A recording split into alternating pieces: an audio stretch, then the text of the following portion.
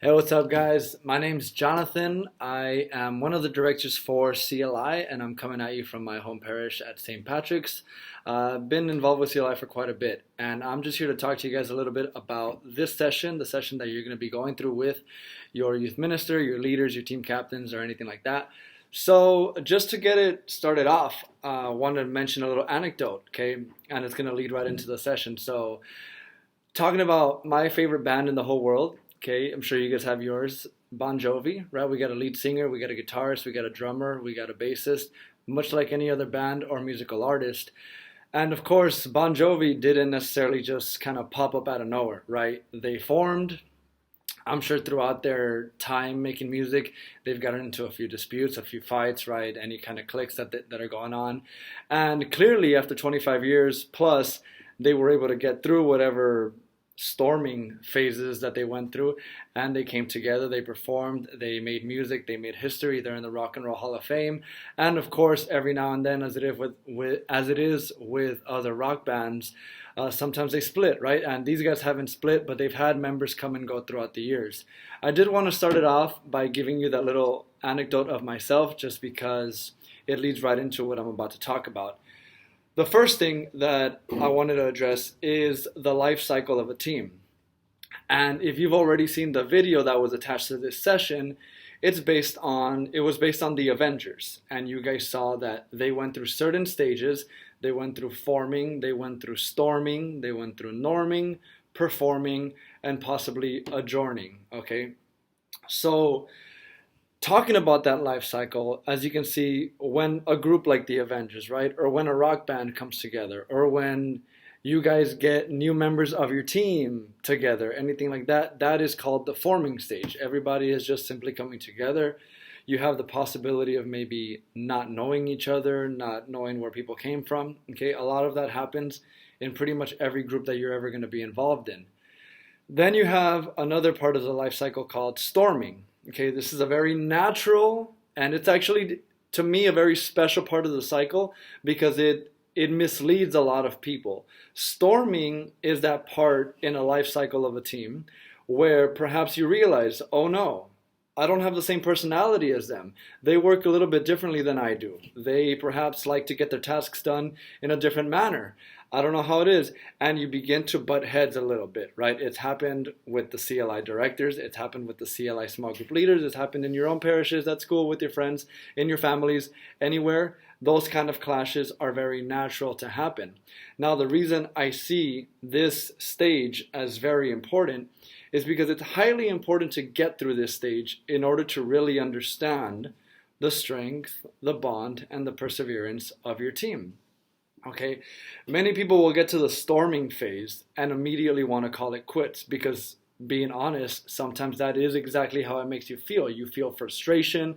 Depending on how you handle it, you might want to call it quits. I'm here to tell you, obviously, that that's false, right? You should do your best to try to get through that storming phase, because on the other side of that storming phase is what we call norming, right? The calm after the storm, right? No pun intended there. But it's that part where, okay, you understand that maybe you don't quite have the same personalities or work styles. However, in a team, do we really want everyone being the same person, being the same kind of work style, having the same personality? Not exactly. The special part of a team is that everyone is coming from all walks of life and having different ways, and all of it contributes to make one fine, well-oiled machine. Okay, so the norming part of a team is the norming part of the life cycle is that part. Just really beginning to understand that although you may not be the same, you all contribute something to that team that you're a part of, and now you're ready to move on into the performing stage. The performing stage is when you really get going. And by this time, let's say we started with forming. New year started, we got new team members. We stormed a little bit at the beginning when classes started, or our first fundraiser, right? Or anything like that. We stormed. Then we got through it. We settled down, we normed, we understand how to work with each other. Boom, now we're performing. Now we're planning retreats. Now we're planning fundraisers and executing fundraisers. Now we're going on field trips, right? You're doing all kinds of crazy different things now that you're performing because you have gotten through the more difficult part of the stages and you're at this part where now you can really understand each other as a team and produce results, okay? And the last stage I want to talk about is not necessarily a stage that takes place during like the procession of a year, let's say a calendar year, a school year, or a confirmation year, or anything that you're really involved in. It's called adjourning, and that really is when somebody separates. I mentioned it when I was talking about Bon Jovi, in the sense where somebody might leave the band, right? In this case, we deal with a lot of youth, and youth, as we know it, are very dynamic. They'll move on. They got colleges. They have careers that they go and achieve to. Sometimes our own youth ministers decide to move on.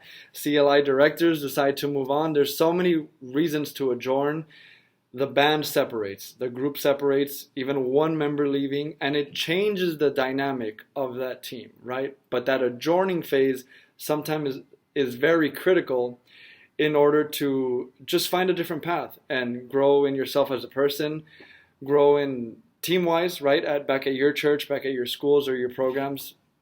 So the adjourning part is actually pretty critical as well. It's sad sometimes, but it does happen, okay? So now just tying all these back together with the life cycle, I want you guys to take away that, I know this is a very, very much a watered down crash course, but look at your life, look at the groups you've been a part of, the families or the relationships that you've had, and think about, when have you gone through these parts of the life cycle? When have you formed with someone, stormed, normed, performed, and then had to leave, right? So consider those parts, all right? And I'll come back to that. The other thing I wanted to mention in this video is about task and maintenance. And that's something that you guys are going to be learning a little bit about and practicing. Now, when I was making this video and thinking of the material to cover, I wanted to be able to present to you guys a material that you don't need a week of CLI necessarily to begin performing right away. It's stuff that you can apply immediately to your life. It's stuff that maybe you already have. I'm sorry. That I'm sure you already have that you haven't even considered. Task, okay? Take task for example.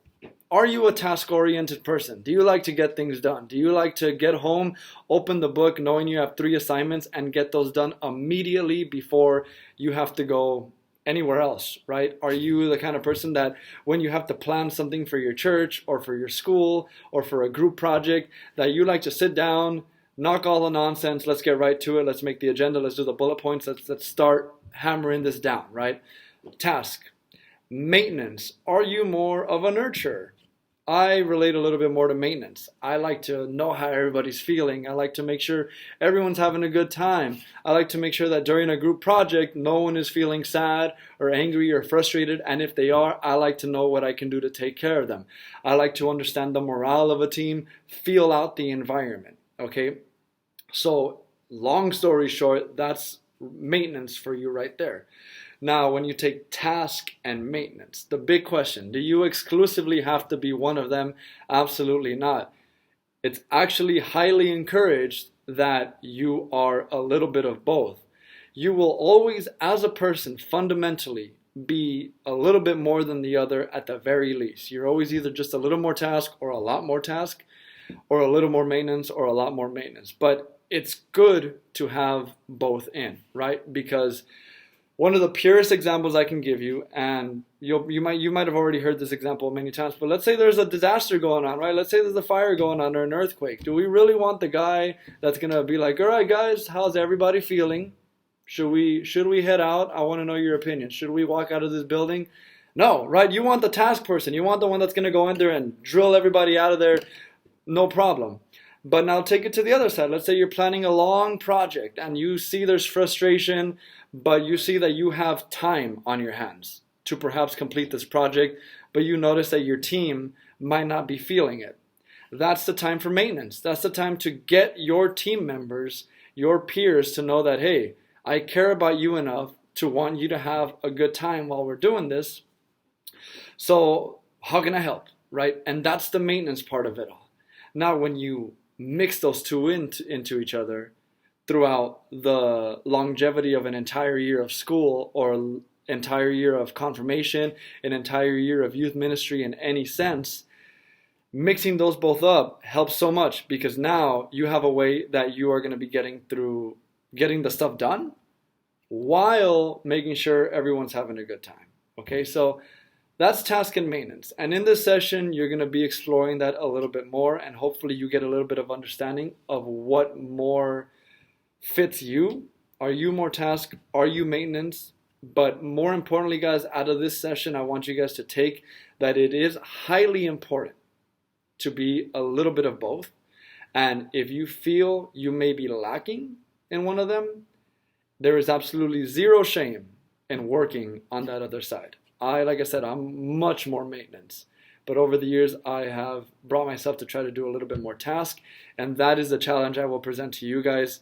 Think about what you are. Think about where your growth needs to be and what areas of your leadership do you need to grow in.